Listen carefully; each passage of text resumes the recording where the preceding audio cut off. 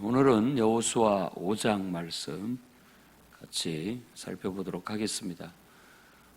크게 구조를 본다면 먼저 할례를 행하라는 그런 명령과 수행, 그리고 여리고 평지에서 첫 번째 드리는 유월절, 그리고 여호와의 군대 대장을 만난 이야기, 이렇게 세 개의 이야기로 구성이 되어 있습니다. 각각 독립적이면서 또 상호 연관적이라고 볼 수 있겠습니다. 그 배경이 된 것은 일단 이스라엘 백성이 요단을 건너자 그 요단강 가나안 땅에 살고 있던, 그러니까 요단 서쪽 지역이죠. 거기에 있는 아모리 왕들, 그리고 가나안의 왕들, 해변가에 있는 왕들. 이 시대의 왕들이라고 이렇게 얘기하는 것이, 이 시대는 도시가 왕국입니다. 그러니까 세종시 하면 이게 하나의 왕국이에요.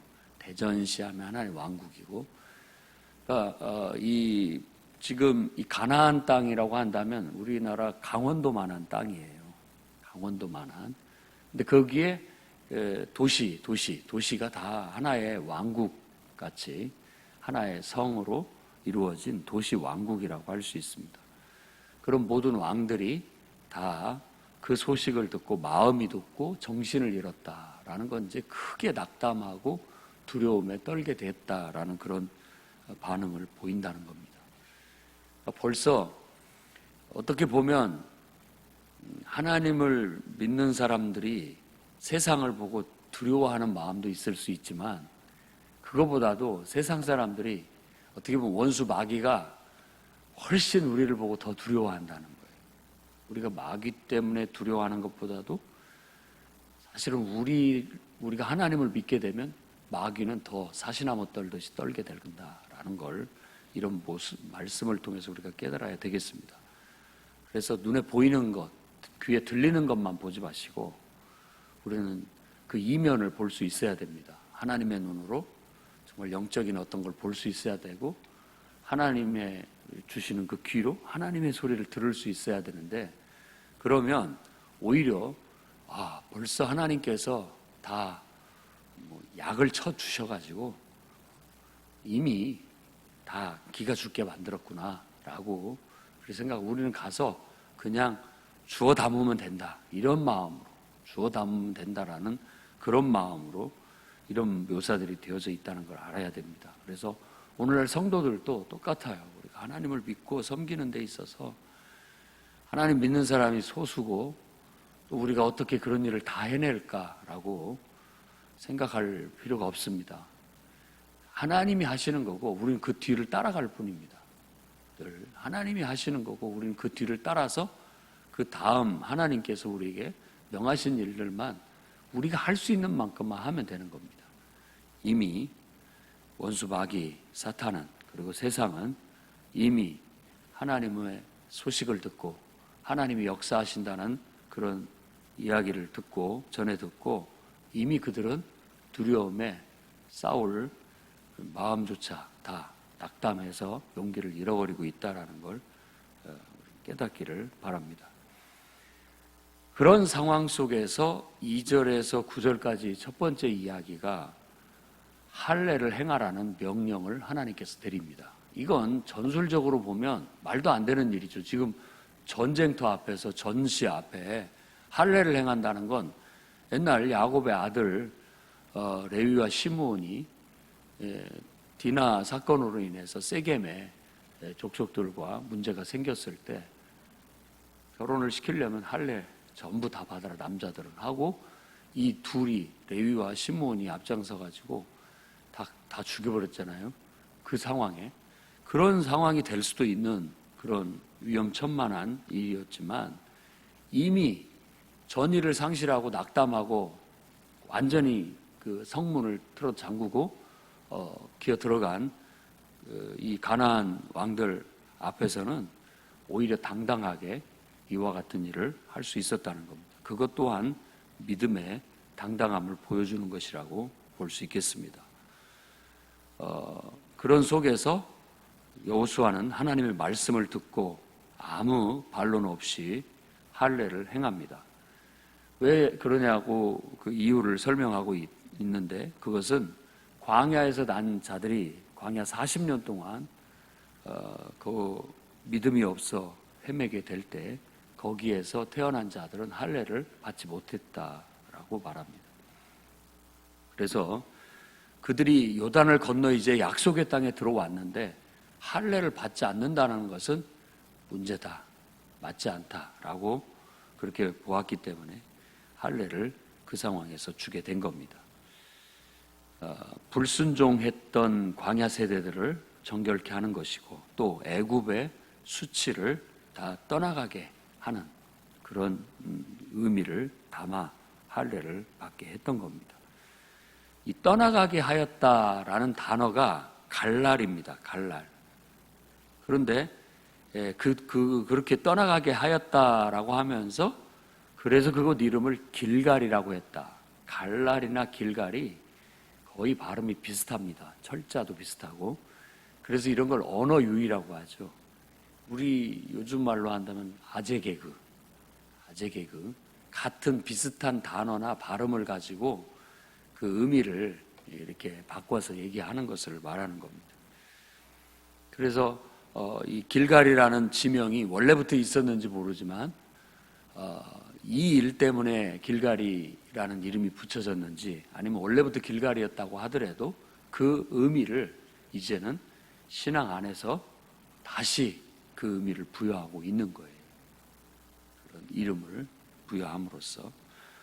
그래서 이 수치를 떠나가게 한 것, 그리고 광야에서의 불순종했던 그런 모든 세대들을 정결케 하는 것, 이런 것은 이제 다 신앙 안에서 이런 의식들이 계속해서 흘러내려오게 됐는데, 바로 신약 시대에는 그런 것들이 침례라는 의식을 통해서 그 의미가 살려지고 있습니다. 그래서 할례 받을 것이 아니라 이제는 마음의 할례를 받아야 된다라는 신명기의 가르침을 또 로마서에서 바울은 인용을 해서 표면적 유대인이 유대인이 아니고 이면적 유대인이 유대인이다 라고 그렇게 얘기를 하고, 또한 그 의미로 우리는 침례를 받음으로써 우리의 죄를 씻는, 옛사람을 죽이는 의미를 갖게 되는 겁니다. 길갈, 곧 갈랄이라는 의미가, 이게 원뜻은 원래는 굴려서 이게 경사진 곳에서 돌을 굴리는 그런 단어입니다. 굴린다는 뜻이에요. 그러니까 굴려서 내려 보내버리는 그런 의미를 갖는 것처럼 우리의 죄를 이렇게 경사진 데서 굴려가지고 보내버린다라는 그런 의미를 갖는 거예요. 그래서 그 의미가 확장되어 없애다, 떠나가게 하다, 이런 의미를 갖게 되는 겁니다. 우리가 침례를 받는 것은 육신적으로, 외적으로 공적인 흔적을 남기는 겁니다. 공적인 표적으로 침례를 받는 거예요. 세례나 침례를. 그걸 받음으로써 우리는 사실 이제 분명한 하나님의 백성이다, 분명하게 예수를 믿는 사람이다라는 그런 고백을 갖게 되는 겁니다. 아직도 세례나 침례를 받지 않았다면 믿음을 고백하고 세례나 침례를 받으셔야 됩니다. 그걸 통해서 우리가 공적으로 하나님의 백성이다라는 것을 공표하는 그런 의미를 갖게 되기 때문입니다. 굳이 전쟁을 앞두고, 첫 전쟁 여리고 앞에 전쟁을 앞두고 할례를 행한 것은 바로 그런 하나님의 의미를, 더 영적인 의미를 중요시 여기는 것으로 볼 수 있는 겁니다. 그리고 성경에서 내적 할례라고 하는 마음의 할례를 받는 것은 성령으로 거듭남을 말합니다. 우리가 하나님의 영에 의해서 지배를 받고 통제될 수 있는 사람이 될 때 내면이 변화되게 되는 겁니다. 내면과 외면이 하나님 앞에서 성화될 때, 성결케 될 때 우리가 하나님 앞에 거듭났다라고 할 수 있고 구원받은 하나님의 백성으로 인정을 받게 된다고 볼 수 있습니다. 행위로 구원을 얻는 건 아니지만 이런 어떤 행위는 믿음의 행위입니다. 그래서 그걸 믿음으로 보는 겁니다. 그러니까 그러니까 믿음이 없다면 그렇게 하지 못합니다. 믿음이 없이 할례 행할 수 없는 것처럼, 믿음이 없이 우리가 침례를 받는 것도 안 되는 거고, 믿음이 없이도 성령을 받을 수도 없습니다. 너희가 성령을 받은 건 믿음으로 말미암은 것이 아니냐라고 바울이 얘기한 것처럼 다 이게 믿음이 전제되어져서 나오는 우리의 고백인 거예요.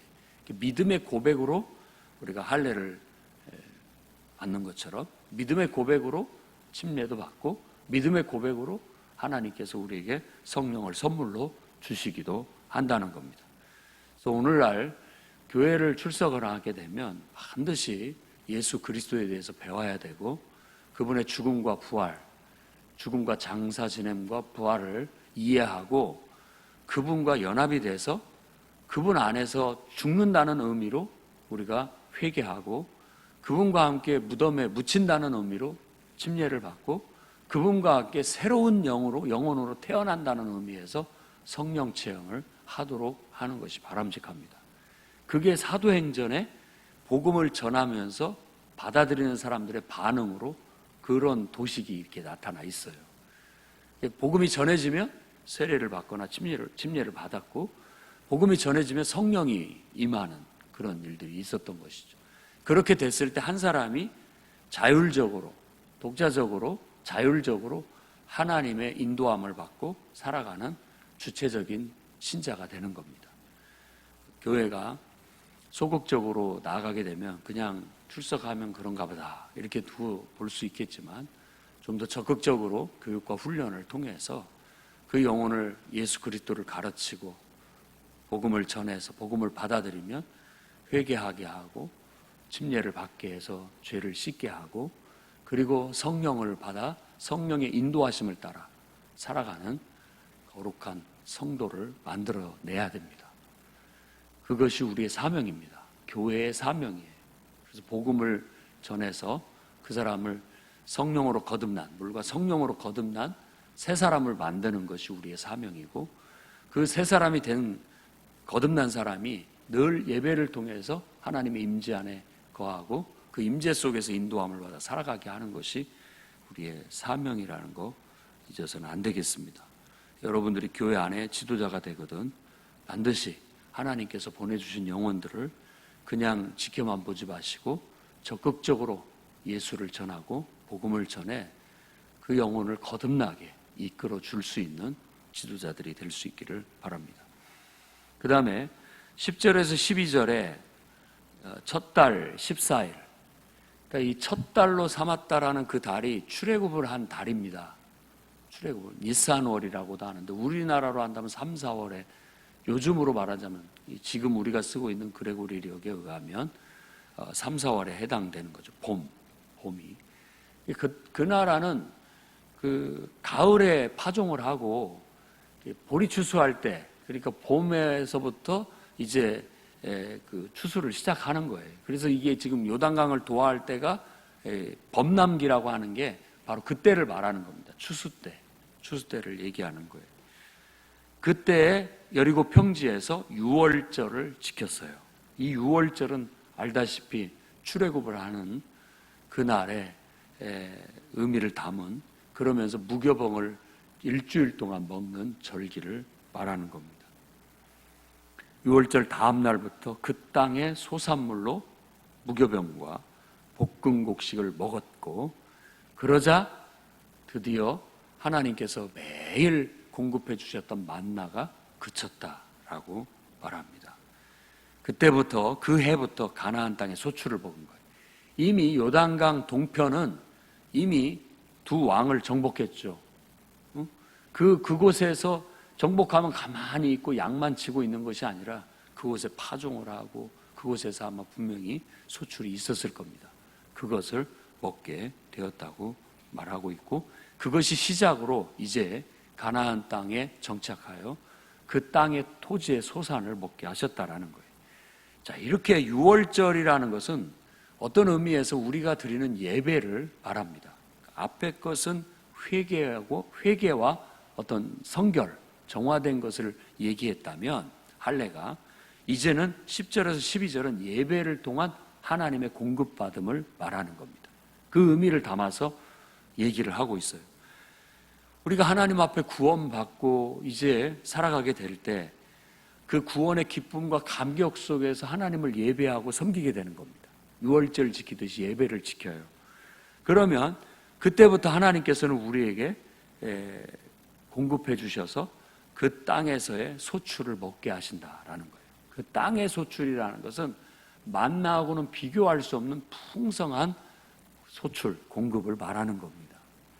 그러니까 이제는 거듭나 하나님을 섬기기 시작할 때부터, 우리가 하나님을 예배하게 할 때부터 하나님은 이제 젖과 꿀이 흐르는 삶을 우리에게 주시기 시작하는 겁니다.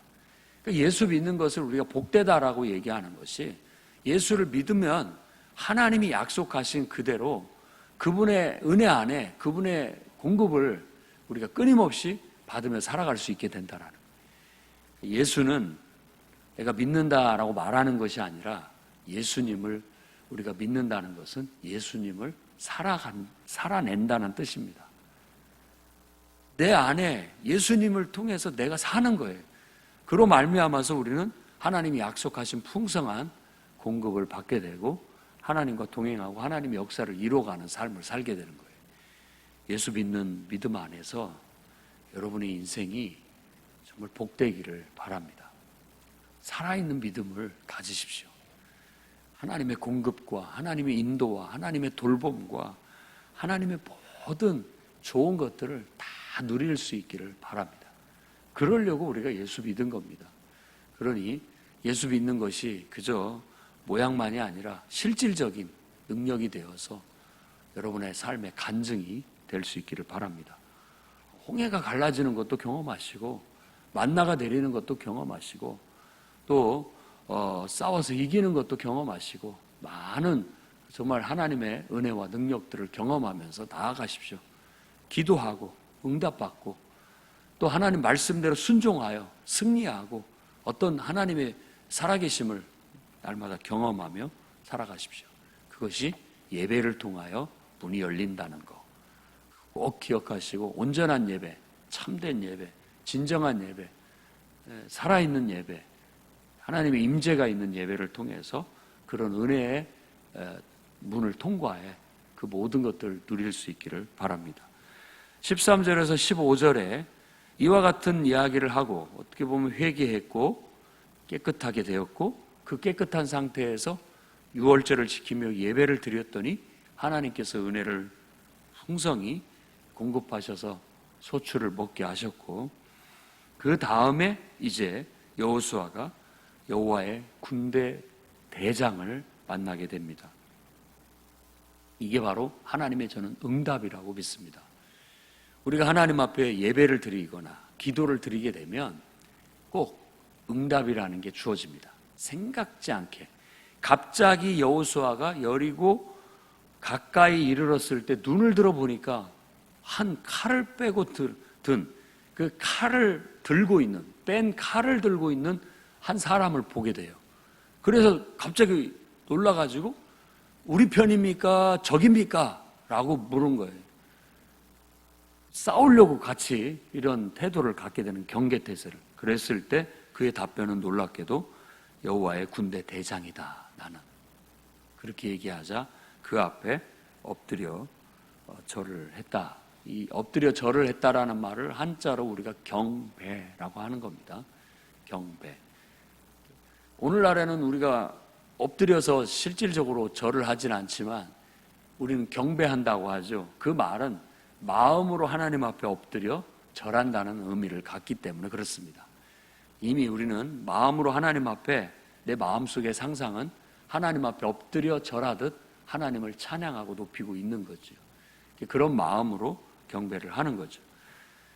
그렇게 했을 때 종에게 무슨 말씀을 주시겠습니까? 라고 묻자 내 발에 신을 벗으라. 내가 섰는 곳은 거룩하니라. 이 말은 모세가 시내산에서, 호렙산에서 하나님을 만났을 때 있었던 일이죠. 내 발에 신을 벗으라 라고 그렇게 말하는 것은 여러 가지 의미가 있겠습니다만은 어떤 의미에서 내 앞에서 이제 순종하여 순종하라. 신을 벗으라는 말은 순종하라라는 그런 의미도 되고 또 너 자신을 정결케 하라 그런 의미도 들어가 있습니다. 곧 우리가 싸워서 이기는 것은 다른 방법이 없습니다.